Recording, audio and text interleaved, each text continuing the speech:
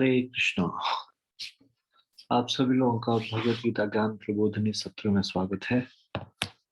हम लोग भगवत गीता ज्ञान प्रबोधिनी के 11वें अध्याय से चर्चा कर रहे हैं। 11वें अध्याय का शीर्षक है पूर्णता की ओर अग्रसर। हम इसके प्रश्नावली को कर रहे हैं। तो इससे पहले कि हम इसको शुरू करें, कृपया आप सब लोग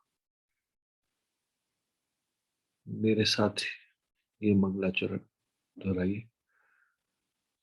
ओम अज्ञानतिमिरान्धस्य ज्ञानाञ्जनशलाकया चक्षुरुन्मीलितं येन तस्मै श्रीगुरुवे नमः।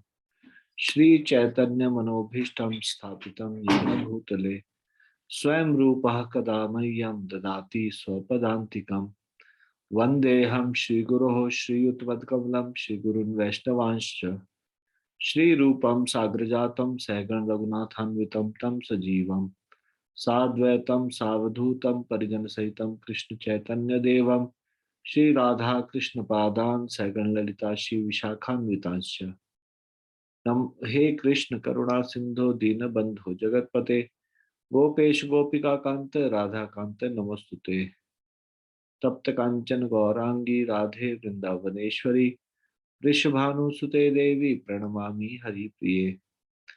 वाञ्छाकल्पतरुभ्यश्च कृपा सिन्धुभ्य एव च पतितानां पावनेभ्यो वैष्णवेभ्यो नमो नमः।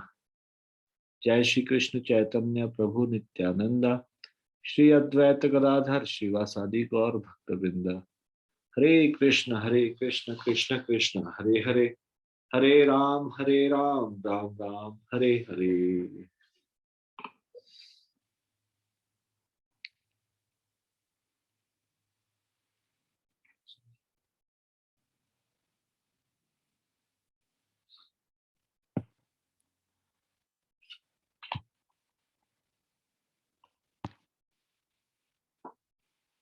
तो हम लोग प्रश्न उत्तर से चर्चा कर रहे थे।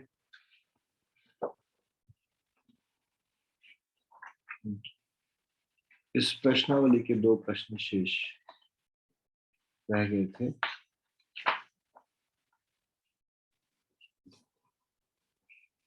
तो ये प्रश्न है, डार्विन की क्या अपेक्षाएं थी? What were Darwin's expectations and what did reality show? Darwin ने क्या सोचा था क्या होगा और वास्तविकता ने क्या बताया, और जो रिसर्चर्स थे उन्होंने क्या प्रमाणित किया। What do the researchers prove? कृपया हाथ खड़ा कीजिए।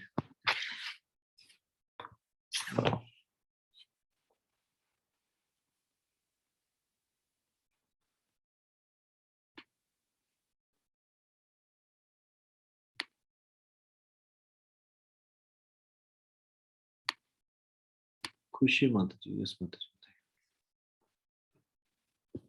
हरे कृष्ण प्रभु जी, दंडवत प्रणाम। जीवाश्म अभिलेख ही जीवन का केवल मात्र अधिप्रमाणित इतिहास विज्ञान को उपलब्ध है। इसलिए जीवाश्म ही पूर्व काल में जीवन के प्रमाण, तत्वात्मक तथा अंतिम उपाय है।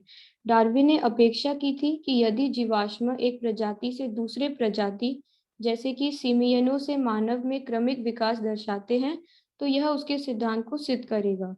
जब जीवाश्म खोदे गए थे, जीवाश्म अभिलेखित ने जो भी दर्शाया वह डार्विन व उसके अनुयायियों को जो भी अपेक्षित था उसके बिल्कुल विपरीत था। वास्तविकता यह दर्शाता है कि सभी जानवर, पेड़ पौधे इत्यादि सभी शुरुआत से एक दूसरे से उतने ही भिन्न थे जितने कि वे आज हैं। वे सभी किसी पूर्व प्रजातियों से विकसित नहीं हो रहे। अन्वेषक यह प्रमाणित करता है कि जीवाश्म अभिलेख के मौलिक तथ्य सृजन को सिद्ध करते हैं, ना कि विकास को। हरे कृष्ण प्रभु जी, धन्यवाद प्रणाम।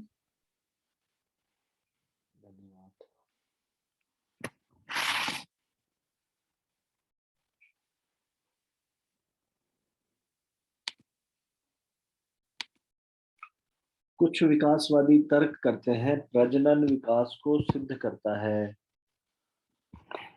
Some evolutionists जो कुछ इवोल्यूशनिस्ट्स है वो आर्ग्यू करते हैं ब्रीडिंग प्रूव्स इवोल्यूशन, प्रजनन विकास को सिद्ध करता है। What will you tell them? आप उनको क्या बताएंगे?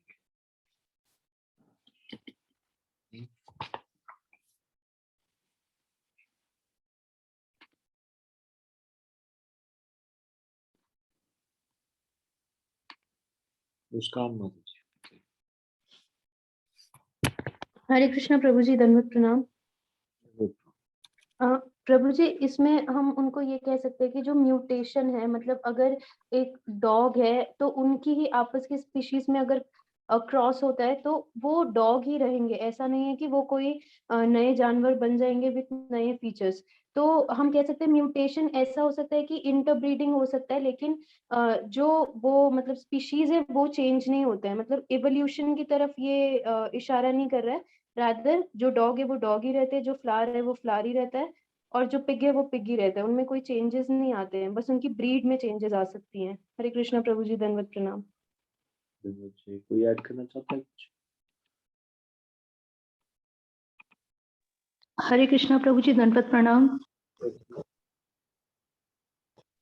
विकासवादी यदा कदा प्रजनन द्वारा नई योनियों को देखने अथवा उनके आविर्भाव के कारण का दावा करते हैं।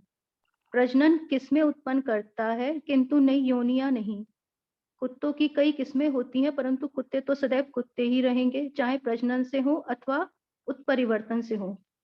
पीढ़ी दर पीढ़ी सुअर सुअर ही रहेंगे और सिंदूर के वृक्ष सिंदूर के वृक्ष ही रहेंगे। सिंदूर के वृक्ष, सॉरी प्रभु जी।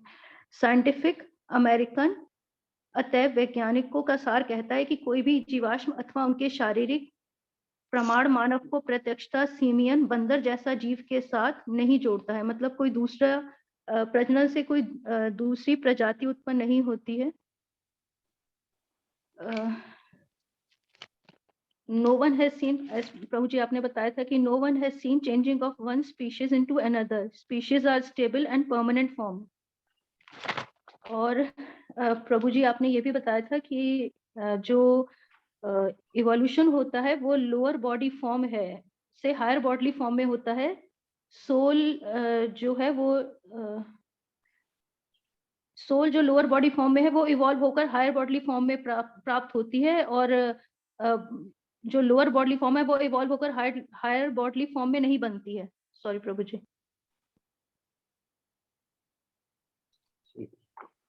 हरे कृष्णा प्रभु जी, धन्यवाद प्रणाम। अब हम भगवत गीता से कुछ श्लोक पढ़ेंगे और उसमें फिर कुछ उत्तर ढूंढने का प्रयास करेंगे। ठीक है? तो सबसे पहले आप श्रीमद् भगवत गीता निकालिए और 13वें अध्याय का 22वां श्लोक निकाल लीजिए प्लीज। Chapter 13 verse number 22।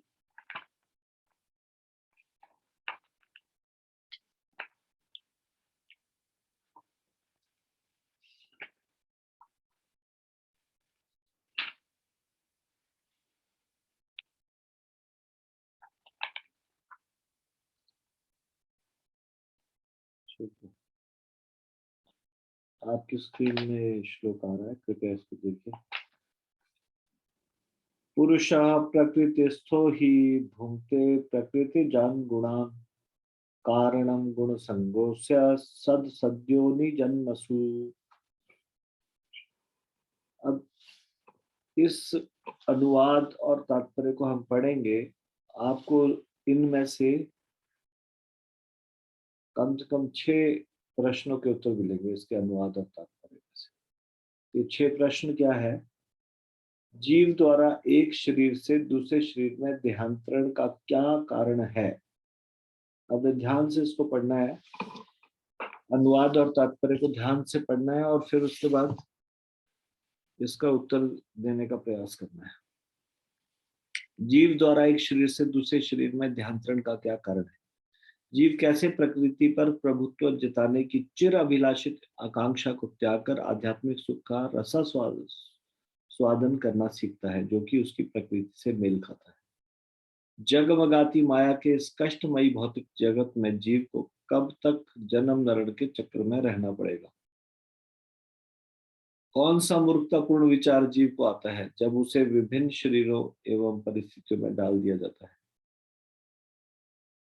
जीव को एक शरीर से दूसरे शरीर में ध्यांतरण करने में कौन सी वस्तु बाध्य करती है? भौतिक आकांक्षाओं को त्यागने व भगवान का शुद्ध सेवक बनने का सर्वोत्तम उपाय कौन सा है? अपने उत्तर को प्रमाणित करने के लिए तात्पर्य में से एक और शास्त्रों के अपने ज्ञान से दूसरा उदाहरण दीजिए। ठीक है, तो हम इसका अनुवाद और तात्पर्य पढ़ते हैं। इस श्लोक को मैं दोबारा से पढ़ रहा हूँ। पुरुष प्रकृति स्थो ही भुंक्ते प्रकृति जान गुणान कारणम गुण संगोस्य सद सद्योनि जन्मसु। इस प्रकार जीव प्रकृति के तीनों गुणों का भोग करता हुआ प्रकृति में ही जीवन बिताता है। यह उस प्रकृति के साथ उसकी संगति के कारण है। इस तरह उसे उत्तम तथा अधम योनियां मिलती रहती है। तात्पर्य, यह श्लोक यह समझने के लिए महत्वपूर्ण है कि जीव एक शरीर से दूसरे में किस प्रकार देहांतरण करता है।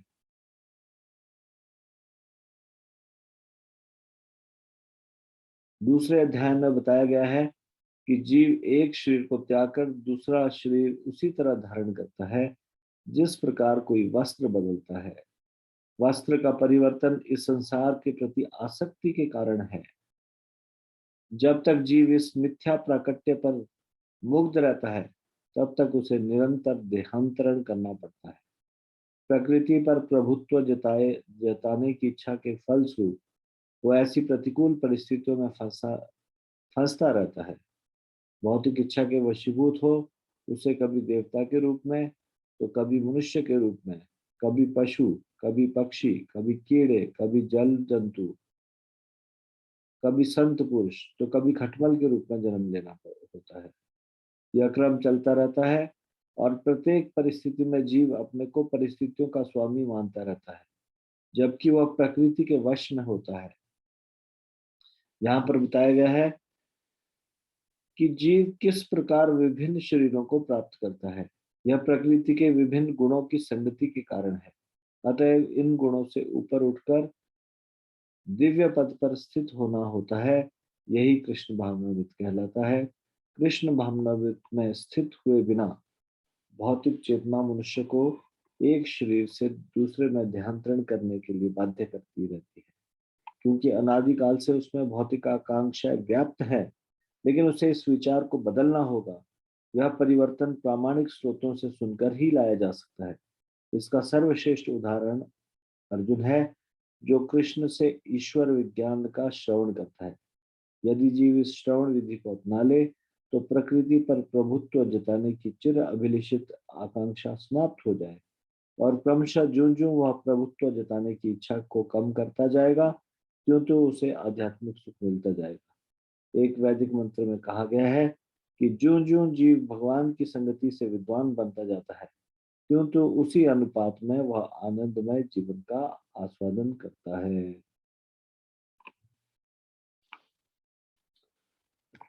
अब आप इस प्रश्न को बताइए।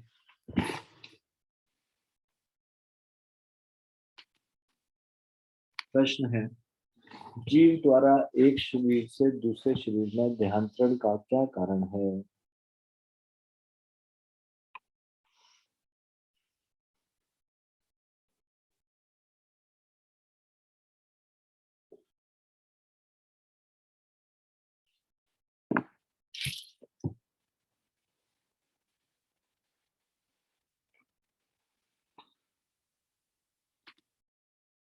कोमल माता हरे कृष्ण प्रभु जी, दंडवत प्रणाम। जी। इस भौतिक संसार के प्रति आसक्ति के कारण तथा भोक्ता बनने की इच्छा के कारण जीव एक शरीर से दूसरे शरीर में देहांतरण करता है। हरे कृष्ण प्रभु जी, दंडवत प्रणाम।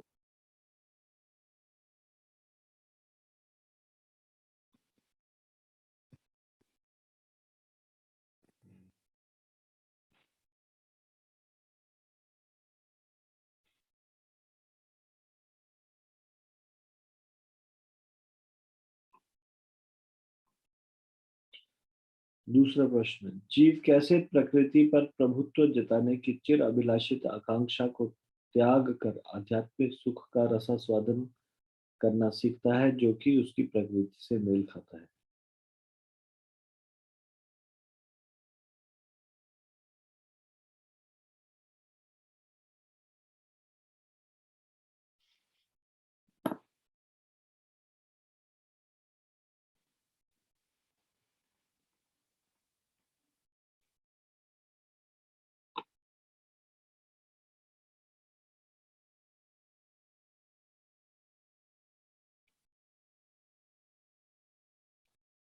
खुशी माता जी।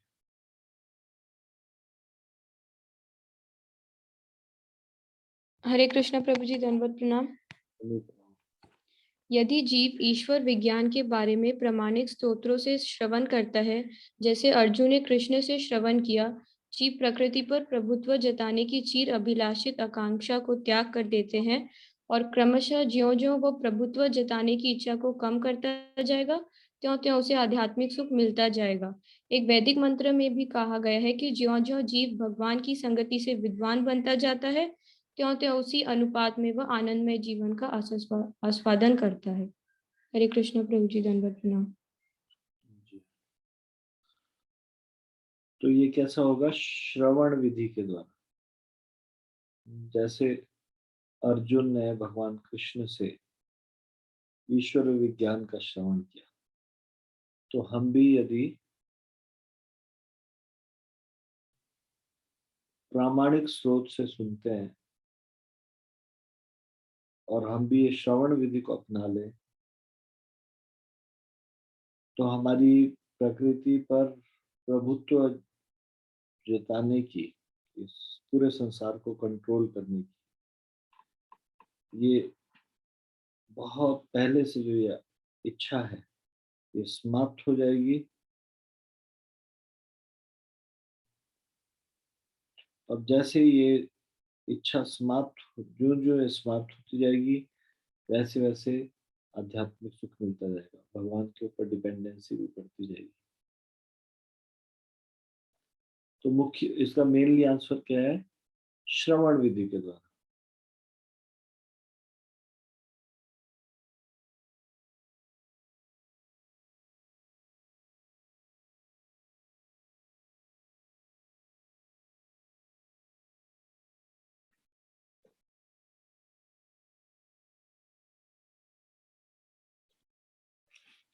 और पहले प्रश्न का उत्तर क्या था?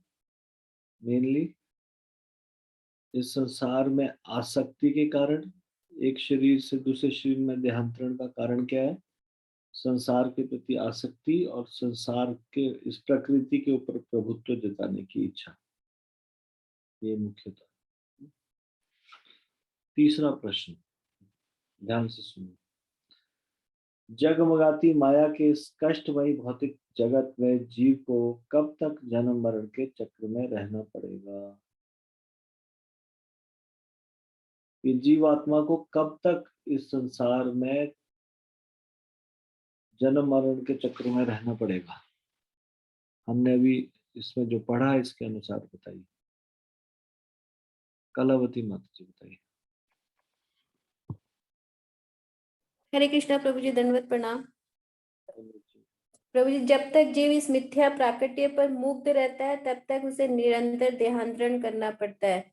भौतिक इच्छा के वशीभूत उसे कभी देवता के रूप में, कभी मनुष्य के रूप में, कभी पशु के रूप में, कभी कीड़े के रूप में, कभी जल जंतु, कभी संत पुरुष, तो कभी खटमल के रूप में जन्म लेता है। यह चक्र निरंतर चलता रहता है जब तक कि जीव प्रकृति के गुणों से ऊपर उठकर दिव्य पद पर स्थित नहीं हो जाता है और भगवान को अपने आप को समर्पण कर उनके स्वामित्व को स्वीकार करता है, नहीं करता है। हरे कृष्ण प्रभु जी, धन्यवाद प्रणाम।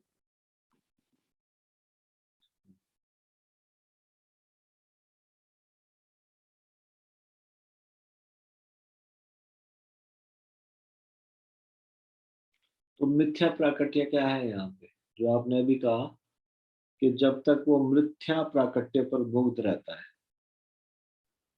जो भगवान ने ये संसार रचा है, भौतिक संसार। ठीक है, हरे कृष्ण प्रभु जी। कि भगवान ने जो संसार रचा है वो और साथ में इस संसार में ये जो भिन्न भिन्न शरीर प्राप्त हुए, उनके प्रति आसक्ति या उनके ऊपर मुग्ध रहना। ठीक है।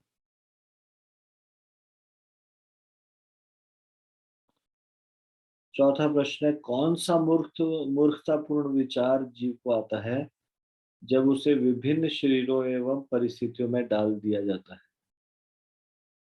Please raise your hand. कौन सा मूर्खतापूर्ण विचार आता है जब शरीर में डाल दिया जाता है? एकता माता जी बताइए। हरे कृष्णा प्रभु जी, दंडवत प्रणाम। जी। प्रत्येक परिस्थिति में जीव अपने को परिस्थितियों का स्वामी मानता रहता है, जबकि वह प्रकृति के वश में होता है। ये मूर्खतापूर्ण विचार जीव को जब भी वो विभिन्न शरीरों में और परिस्थितियों में होता है, ये उसे आता रहता है। हरे कृष्णा प्रभु जी, दंडवत प्रणाम।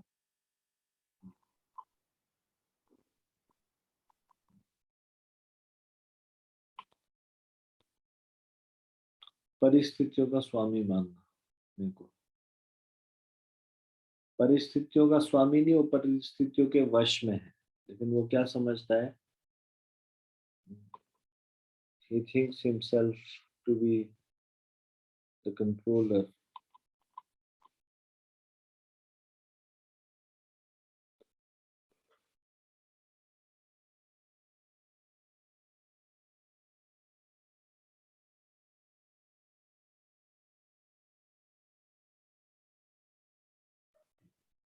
जीव को एक शरीर से दूसरे शरीर में देहांतरण करने में कौन सी वस्तु बाध्य करती है?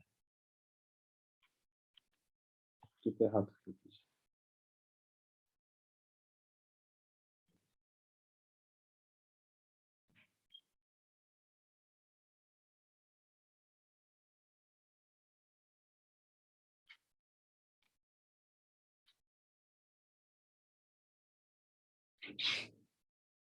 मुस्कान माता जी। हरे कृष्णा प्रभु जी, दंडवत प्रणाम। जीव को एक शरीर से दूसरे शरीर में देहांतरण करने में उसकी कलुषित चेतना उसे बाध्य करती है। हरे कृष्णा प्रभु जी, दंडवत प्रणाम।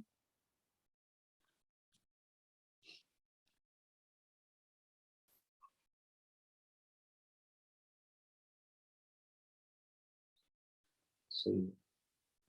भौतिक चेतना ही कलुषित चेतना है।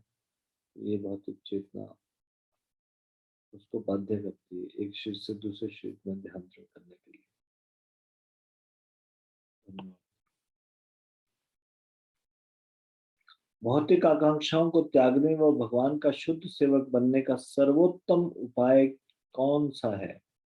अपने उत्तर को प्रमाणित करने के लिए तात्पर्य में से एक और शास्त्रों के अपने ज्ञान से दूसरा उदाहरण दीजिए।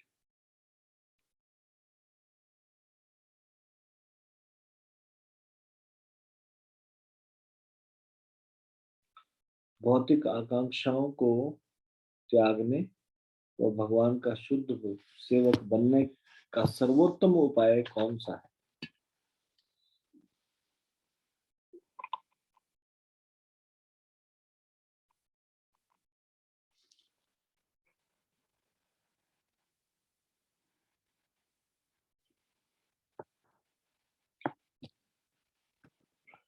What is the best way to give up material desires and become a pure servant of the Lord?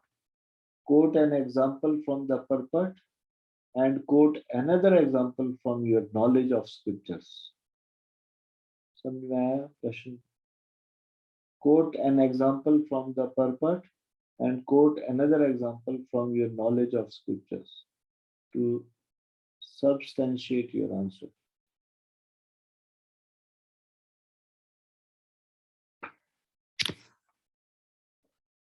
Question number.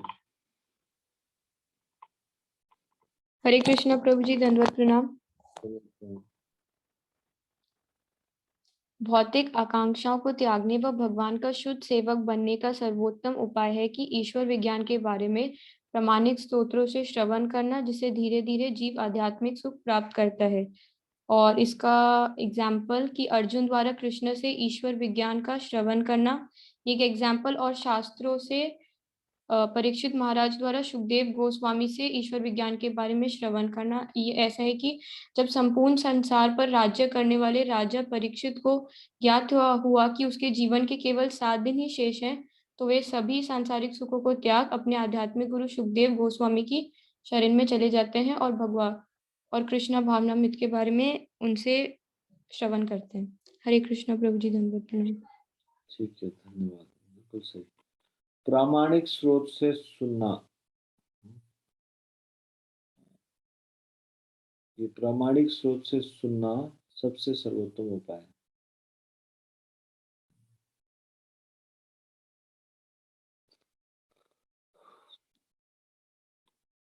तो यहाँ पे एग्जाम्पल दिया गया है अर्जुन का कृष्ण भगवान से सुना था, और ये अन्यत्र एक एग्जाम्पल जिसमें सुखदेव गोस्वामी से सुनते हैं परीक्षित महाराज।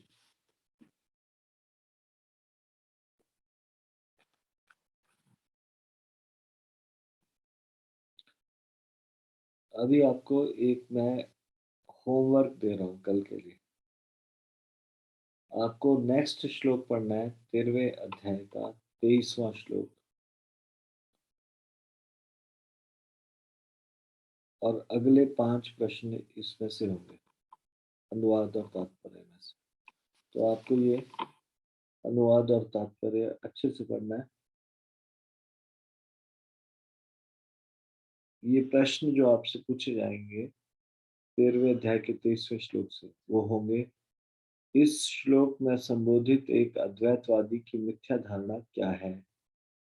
परमात्मा की भूमिका साधारण जीवात्मा से कैसे भिन्न है? जीवात्मा को तटस्थ शक्ति क्यों कहा गया है? परमात्मा इस संसार में प्रत्येक जीवात्मा के हृदय में क्यों विद्यमान है?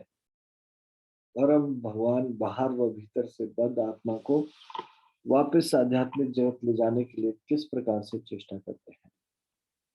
ये 5 प्रश्न पूछे हैं।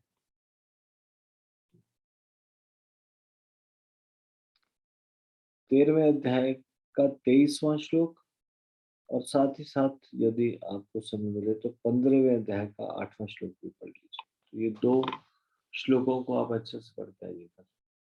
13.23 Bhagavad Gita 13th chapter 23 verse, और Bhagavad Gita 15th chapter 8th verse. ठीक है, तो अभी हम इसको यहीं पे विराम देंगे।